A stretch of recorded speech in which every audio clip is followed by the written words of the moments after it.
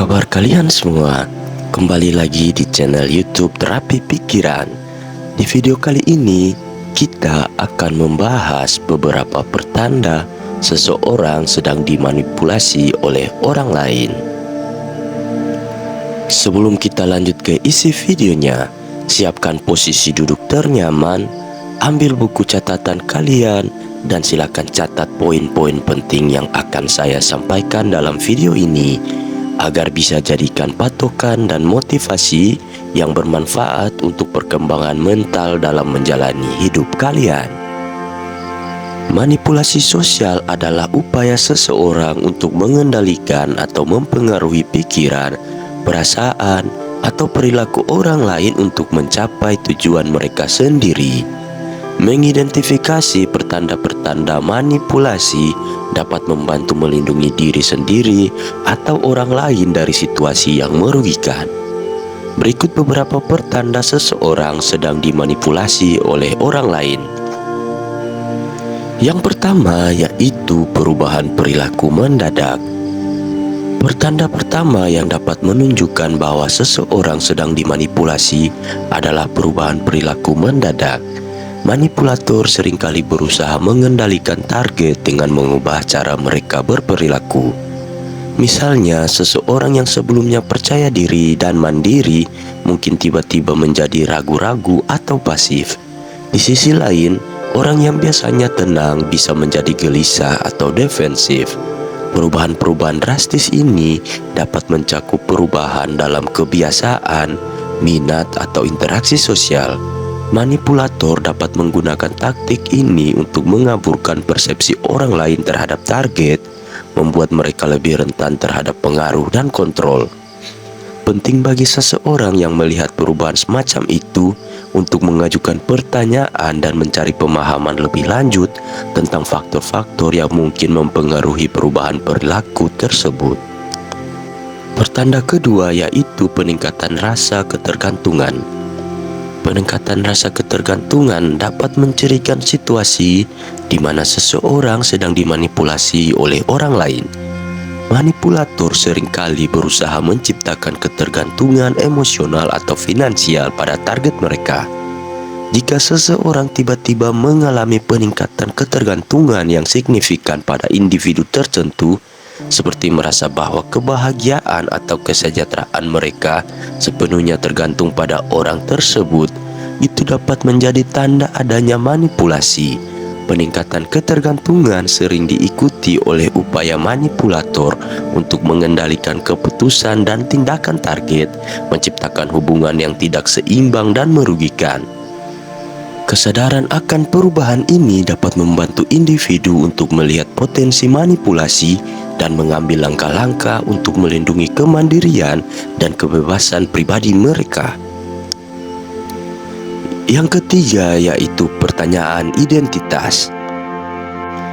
Poin nomor 3 menyoroti kemungkinan manipulasi melalui pertanyaan identitas, di mana seorang manipulator mencoba mengubah persepsi diri seseorang atau membuat mereka meragukan nilai-nilai dan keyakinan mereka sendiri.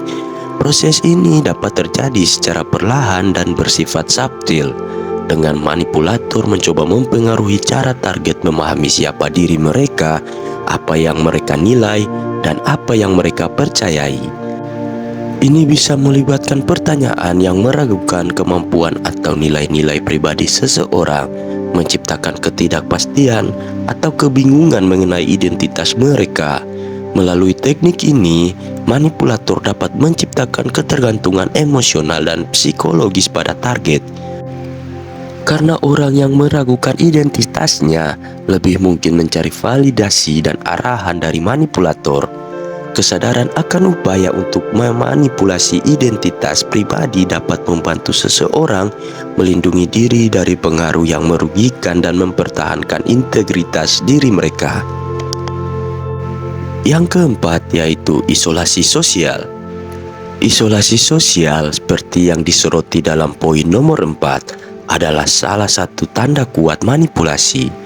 Manipulator seringkali berusaha mengendalikan target dengan mengurangi atau menghancurkan hubungan sosial mereka dengan teman, keluarga, atau orang-orang yang dapat memberikan dukungan dan perspektif independen.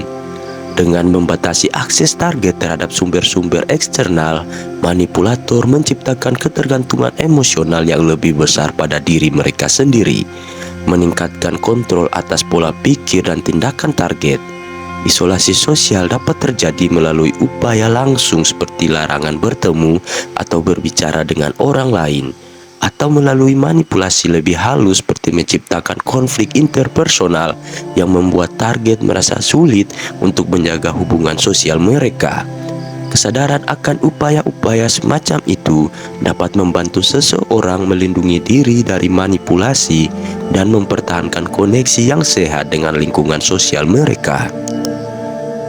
Tanda yang kelima yaitu pembatasan informasi.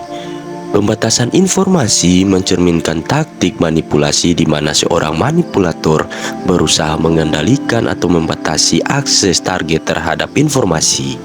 Ini dapat mencakup penyaringan informasi atau memanipulasi cara informasi disajikan untuk menciptakan pandangan yang diinginkan oleh manipulator.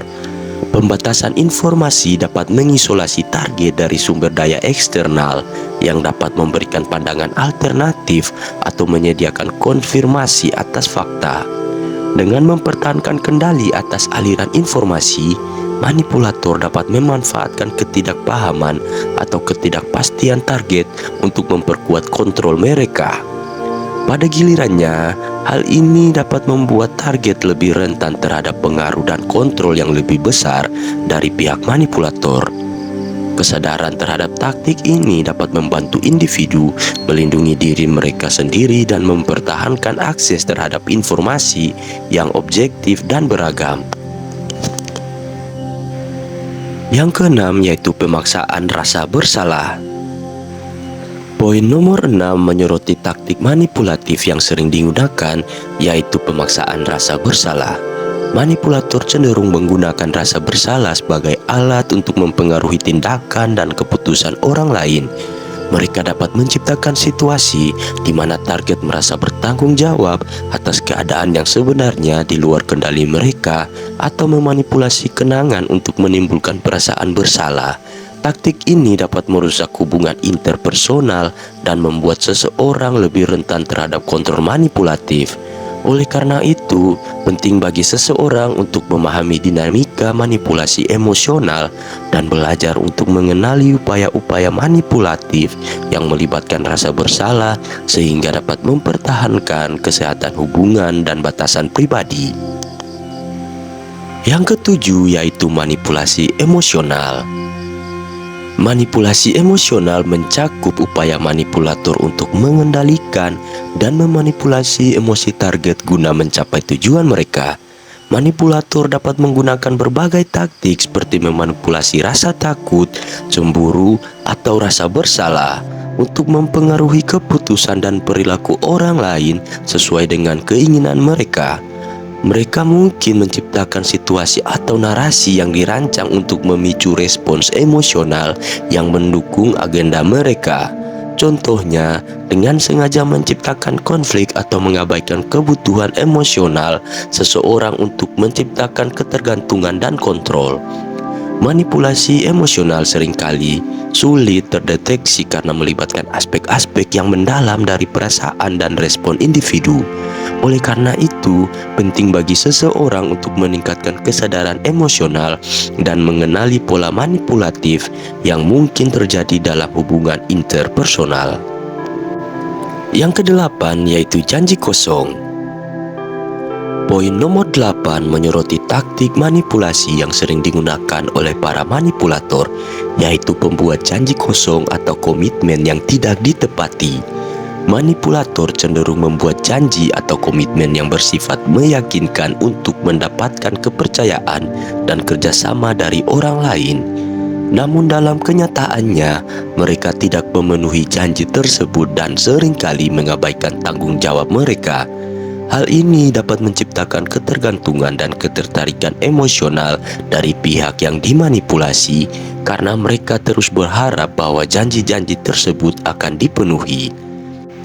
Taktik ini memungkinkan manipulator untuk menjaga kendali atas situasi dan orang yang mereka manipulasi, sambil tetap menjaga citra positif atau dominasi dalam hubungan tersebut.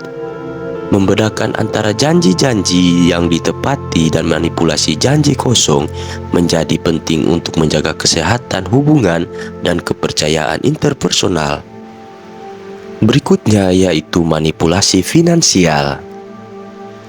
Poin nomor 9 yaitu manipulasi finansial mencakup upaya manipulator untuk mengendalikan atau memanfaatkan kontrol atas aspek keuangan seseorang. Ini bisa mencakup pemanfaatan dana, akses ke rekening bank, atau manipulasi terhadap keputusan keuangan yang signifikan.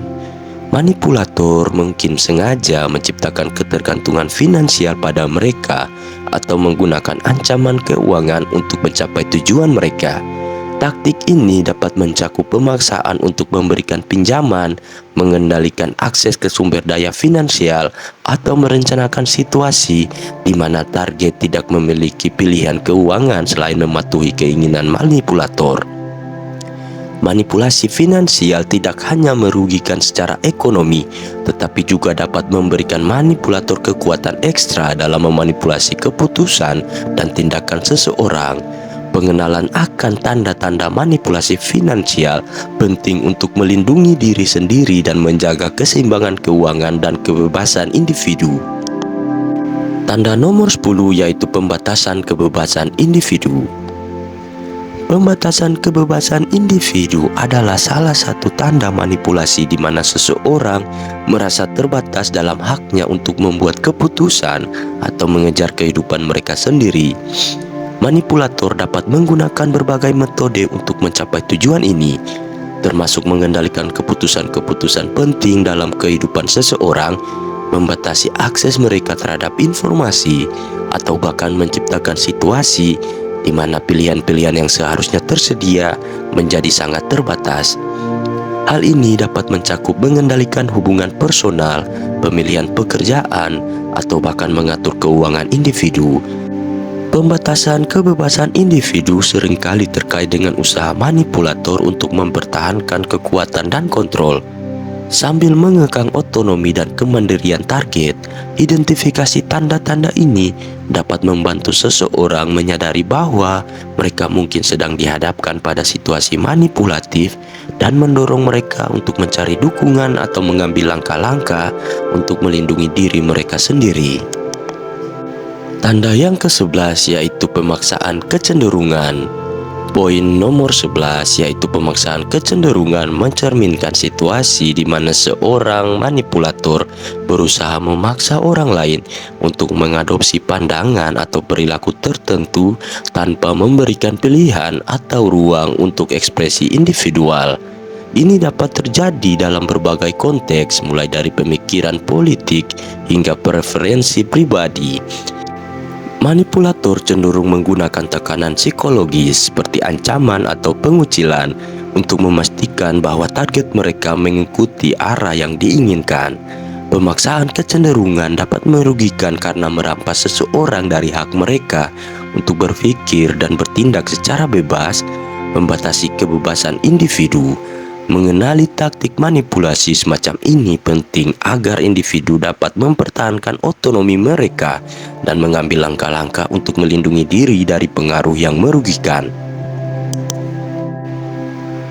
Yang terakhir yaitu pertahanan terhadap kritik. Poin yang terakhir yaitu pertahanan terhadap kritik mencerminkan tanda manipulasi ketika seseorang yang mungkin menjadi manipulator menjadi defensif atau menyerang saat dihadapkan dengan kritik atau pertanyaan kritis terhadap tindakan atau rencananya. Manipulator seringkali tidak terbuka terhadap evaluasi dan mencoba untuk mengalihkan tanggung jawab atau merendahkan orang yang memberikan kritik. Pergeseran fokus dari isu yang dibahas ke karakter atau motif individu yang mengkritik adalah salah satu strategi yang sering digunakan. Taktik ini bertujuan untuk mempertahankan kendali dan menyembunyikan motif manipulatif. Kesediaan untuk menerima tanggapan kritis dan kemampuan untuk berkomunikasi secara terbuka adalah unsur penting dalam hubungan yang sehat. sehingga defensif yang berlebihan atau serangan terhadap kritik dapat menjadi pertanda potensial adanya manipulasi dalam dinamika hubungan tersebut. Itu tadi adalah beberapa pertanda seseorang sedang dimanipulasi oleh orang lain. Penting untuk selalu meningkatkan kesadaran diri terhadap hubungan interpersonal dan mempercayai intuisi jika terjadi ketidaknyamanan. Jika seseorang merasa sedang dimanipulasi, penting untuk mencari dukungan dari teman, keluarga, atau profesional untuk menanggapi situasi tersebut. Terima kasih karena telah menonton video ini sampai habis. Jangan lupa like, komen, dan subscribe. Dan jangan lupa juga nyalakan bel notifikasi agar kalian tidak ketinggalan video bermanfaat berikutnya.